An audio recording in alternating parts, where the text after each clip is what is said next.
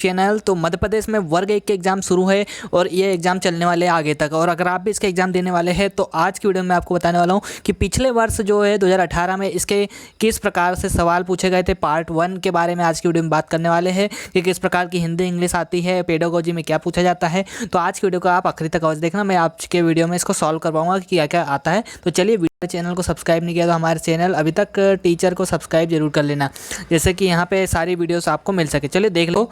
हिंदी में हमें यहाँ पे पूछा गया था रूपक अलंकार का उदाहरण नहीं है, मतलब कौन सा उदाहरण रूपक अलंकार का उदाहरण नहीं है। तो इसमें से आपको चेक करना था कि कौन सा सही है कौन सा नहीं है। तो यहाँ जो इसका सही उत्तर है वो ऑप्शन नंबर 2 है। यह जिंदगी क्या जिंदगी जो सिर्फ पानी से बही। तो ये ऑप्शन यहाँ पे सही था। वाक्य अगला प्रश्न था, तो यहाँ पे शुद्ध वाक्य को चुने, मतलब ये 4 वाक्य दिए और उसमें से सही क्या है वो आपको बताना था। तो हिंदी में इस प्रकार से प्रश्न आपको वर्ग 1 के एग्जाम में देखने को मिले थे। तो आपको इसमें से क्या सही लगता है हमें कमेंट में ज़रूर बताएं। तो इसके बाद मैं आपको इसका उत्तर बताता हूँ। तो यहाँ पे जो ऑप्शन हो जाएगा, यह सब कुछ हो गया उनकी आंखों के सामने देखते देखते। तो ये कुछ गलत लग रहा है। इसके अलावा देखते देखते यह सब कुछ हो गया उनकी आंखों के सामने, तो यहाँ पे कुछ गड़बड़ी लग रही है। और इसके अलावा ये भी गलत है। तो यहाँ पे जो सही आंसर दिया गया है वो चौथे नंबर का ऑप्शन सही है। उनकी आंखों के सामने देखते देखते यह सब कुछ हो गया। तो ये वाक्य आंसर के हिसाब से सही दिया गया। अगला प्रश्न इस प्रकार से पूछा गया था, जैसे कि आप देख सकते हो, आकाश पाताल एक करना मुहावरे का अर्थ बताना था। तो इस प्रकार से मुहावरे, लोकोक्ति, पर्यायवाची और विलोम शब्द, ये सब शब्द यहाँ पे वर्ग 1 एग्जाम में आपसे पूछे जाते हैं। तो ये आपको अच्छे से पढ़ लेना, पता होना चाहिए। तो आकाश पाताल एक करना का मतलब क्या होता है? बहुत अधिक मेहनत करना, बहुत अधिक प्रयत्न करना, कम प्रयत्न करना, कम प्रयत्न कराना। तो इस प्रकार में से जो है सबसे सही इसका जो आंसर हो जाएगा, इसका जो सही उत्तर है वो है बहुत अधिक प्रयत्न करना। तो इसके अलावा चौथा प्रश्न आया था, पोखर, पुष्कर, सर का एक अन्य पर्यायवाची शब्द इनमें से कौन सा है वो पूछा गया था। तो इन पोखर, पुष्कर और सर ये क्या है? तालाब के बारे में बात हो रही है। तो इसमें जो सही आंसर हो जाएगा सरोवर, इसका सही उत्तर हो जाएगा। बाकी सरोज भी गलत हो जाएगा और पंकज और मेघवान ये सब गलत ऑप्शन है। तो उदय का निम्न में से कौन सा सही विलोम शब्द है? तो उदय का विलोम क्या शब्द पूछा है, मतलब विपरीत पूछा है। तो उदय का असत, अस्त, अस्त, अस्ता। तो यहाँ पे उदय का विलोम अस्त हो जाएगा। सूर्योदय होता है उसी का विलोम सूर्यास्त होता है। कंपा, आदि, व्याधि, इन समुच्चारित शब्दों के क्रमशः सही अर्थ वाली पंक्ति को चुनना है। मतलब इनके सही अर्थ क्या है? अनुग्रह, अनुकंपा और इसके।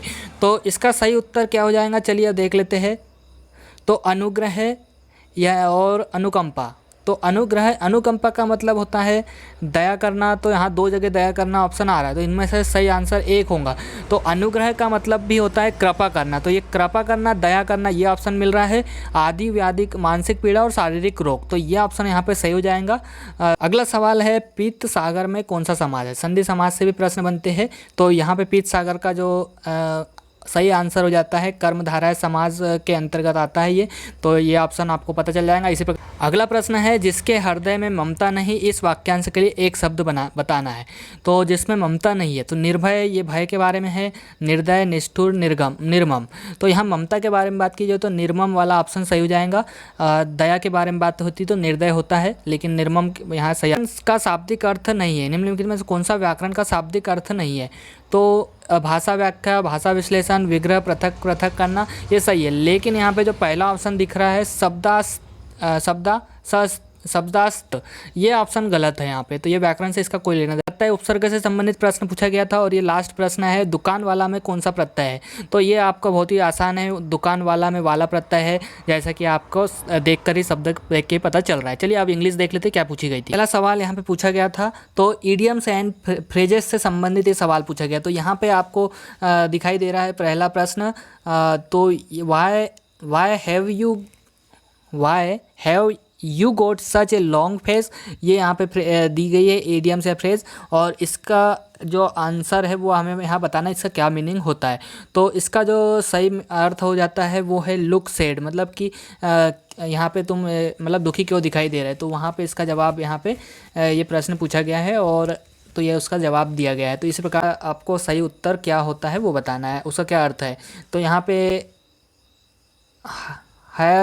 हायर किस के बारे में है, हायरकिस के बारे में, chairman is a top of most companies hierarchies. तो इसका सही उत्तर हो जाएगा ये रैंकिंग के बारे में बात हो रही है, तो रैंक का है उसके बारे में यहाँ सही उत्तर हो जाएगा।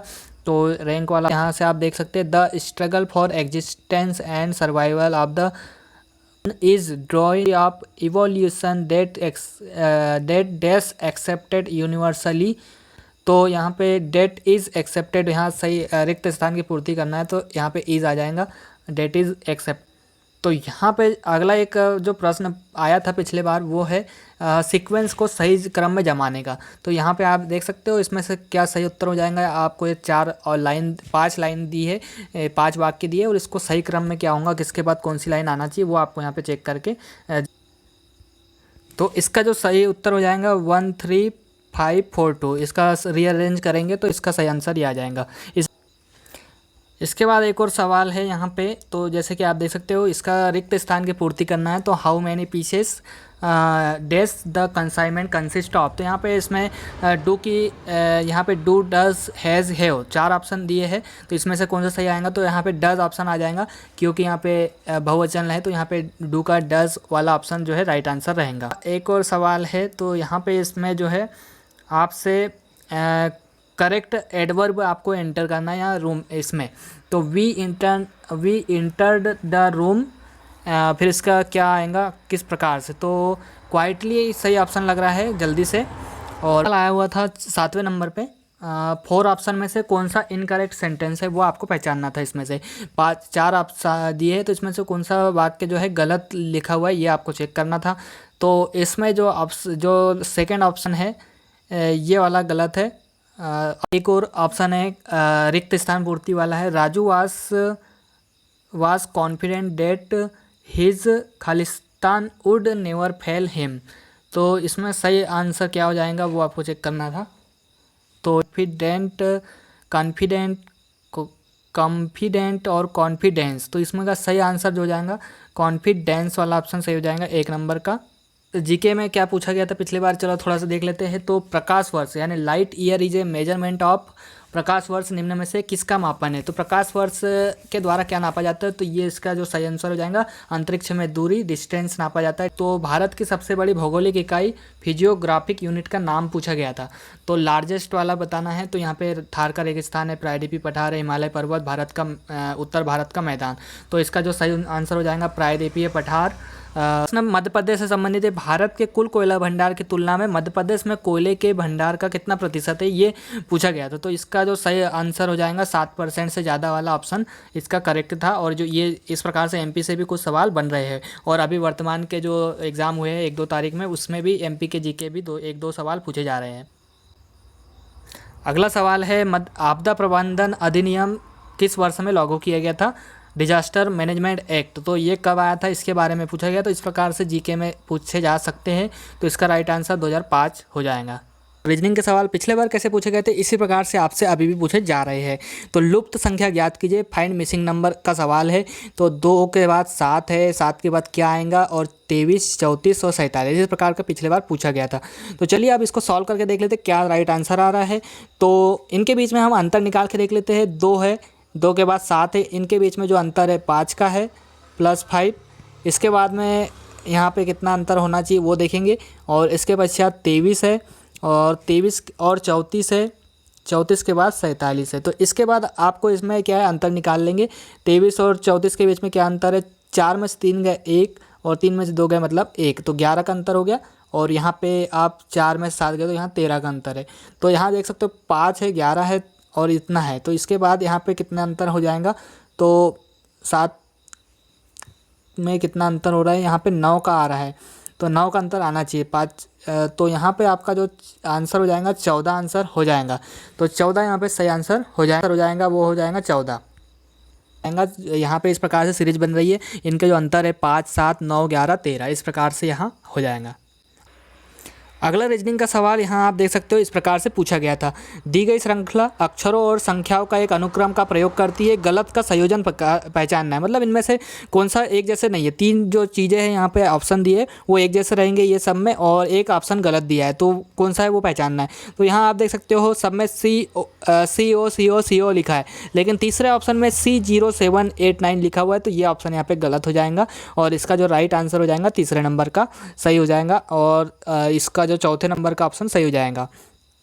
एक और सवाल है, J = 10 लिखा हुआ है, तो जासमाइन का इसका जो है टोटल 71 लिखा है, तो एस्टीमेट का क्या उत्तर होगा ये आपको लिखना है। तो यहाँ पे टोटल क्या किया गया है, रीजनिंग का किस नियम का पालन किया गया है। तो J मतलब J की संख्याओं के, तो ये साथ में सभी अक्षरों के जो टोटल नंबर रहते हैं उनको जोड़ के यहाँ पे लिखा गया है।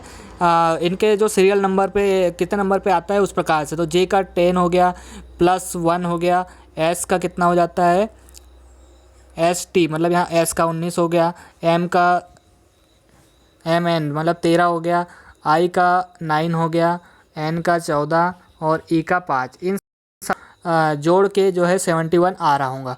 और इसी प्रकार से जो है आपको एस्टीमेट का भी लिखना है। तो एस्टीमेट का क्या आंसर हो जाएगा आपको जोड़ के लिख देना है। तो E का 5, S का हो जाता है 19, T का 20 मतलब 20 और I का 9, M का हो जाता है 13, A का 1 प्लस T का 20 है और E का 5 है। तो इन सबको जोड़ने पे जो आंसर आ रहा है वो हमारा राइट आंसर हो जाएगा। 92 हो जाएगा टोटल आंसर। मैथ्स से रिलेटेड है, गणित से औसत ज्ञात करने का। औसत कैसे ज्ञात करते हैं ये आपको नहीं मालूम है क्या। तो औसत यानी कि टोटल नंबर ऑफ जो संख्या है, नंबर ऑफ डिजिट मतलब टोटल संख्या कितनी है, जैसे कि 1 2 3 4 5 और 6 संख्या है। तो टोटल संख्याओं को जोड़ लेना है और उसमें 6 से भाग दे देंगे। तो यहाँ पे आपको 15 10 40 55 और 25 और 25 प्लस 35। तो इस प्रकार से सबको जोड़ लेना है और इसका जो आंसर आएगा भाग देने पे 6 से वो आंसर सही हो जाएगा। तो इसका जो सही उत्तर हो जाएगा 30 आंसर आ जाएगा एवरेज। इसका हम पेडागोजी से संबंधित जो सवाल थे, पिछले बार का सिलेबस अलग था, इस बार थोड़ा अलग है। तो इस बार आपको जो पिछले बार सवाल पूछे गए तो वो ज़्यादा आने की संभावना नहीं है इसलिए, लेकिन ICT वाला जो टॉपिक है वो अपने इस बार भी सिलेबस में है। तो ये आ सकता है इंटरनेट पर लाइव बातचीत किसका उदाहरण है, तो ये 2 तरफा संचार मतलब 2 वे कम्युनिकेशन का उदाहरण है। और अन्य वीडियोज़ के लिए हमारे चैनल अभी तक टीचर यूट्यूब चैनल को सब्सक्राइब जरूर करें।